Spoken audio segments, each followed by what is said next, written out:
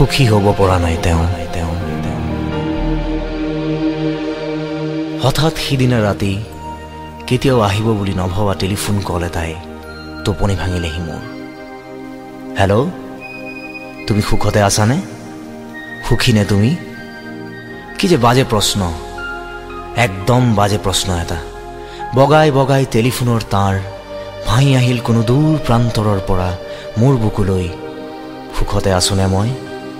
সুখী নে মই? সুখী নে মই? সুখী নে মই? তেওঁৰ জীৱনমুখী ৰেলগাড়ীখনক কেতিয়াও হেৰুৱাৰ কথা নাছিল মই। অথচ তেওঁক সুখী কৰিবলৈকে এদিন মই স্ব ইচ্ছাই নামি পৰিলোঁ প্ৰেমহীনতাৰ ষ্টেচন এটাত, আৰু তেওঁ গুচি গৈছিল সুখী নকৰাকৈয়ে মোক।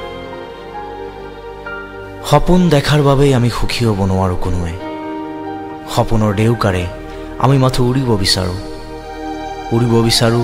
উচ্চতাৰ পৰা উচ্চতালৈ, আৰু ফিনিক্স পক্ষী হোৱাৰ দুৰ্বাৰ তাৰণাত আমি হেৰুৱাই পেলাওঁ আমাৰ অক্লান্ত দুখনি পাখি। যিদৰে তেওঁৰ প্ৰেমত পৰি মই হেৰুৱাইছিলোঁ এদিন দুৰ্দান্ত মোৰ প্ৰেমিক হৃদয়খনি। অথচ সুখী হ'ব নোৱাৰোঁ আমি, সুখী হ'ব নোৱাৰোঁ। আপুনি বাৰু কি বিচাৰি ফুৰিছে জীৱনৰ পৰা? সুখ, সমৃদ্ধি, সম্পত্তি, ঘৰ দুৱাৰ, মাটি বাৰী, মোটা বেংক বেলেঞ্চ, গ্লেমাৰ, মাৰুতি জেন, ইণ্ডিকা, ফ'ৰ্ড আইকন, নে আপুনি পলাব বিচাৰিছে জীৱনৰ পৰা? আপুনি বাৰু জানিব বিচাৰিছেনে কেতিয়াবা কি বিচাৰি ফুৰিছে আপোনাৰ জীৱনে আপোনাৰ পৰা? বৰ জটিল বিষয় জীৱন। জীৱনৰ পৰা পলাই নুফুৰিব, অথবা নিজৰ পৰা।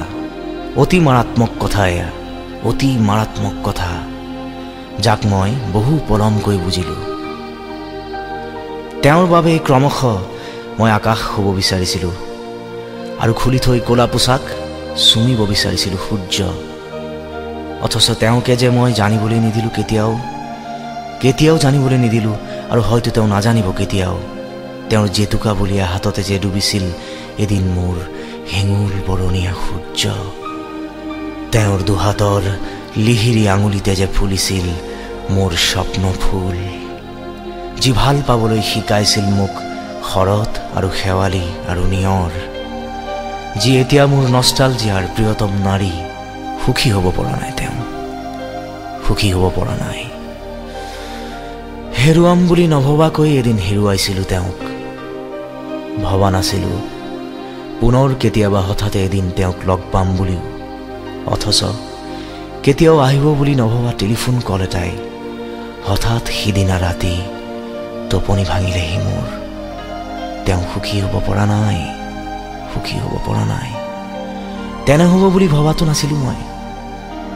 তেওঁ যে সুখী হ'ব পৰা নাই, সুখী হ'ব পৰা নাই, যিদৰে সুখী হ'ব পৰা নাই ময়ো কহুৱা ফুলা বতৰতো। এতিয়া যে হৃদয়ৰ পৰা হৃদয়লৈ বহু যোজন বাট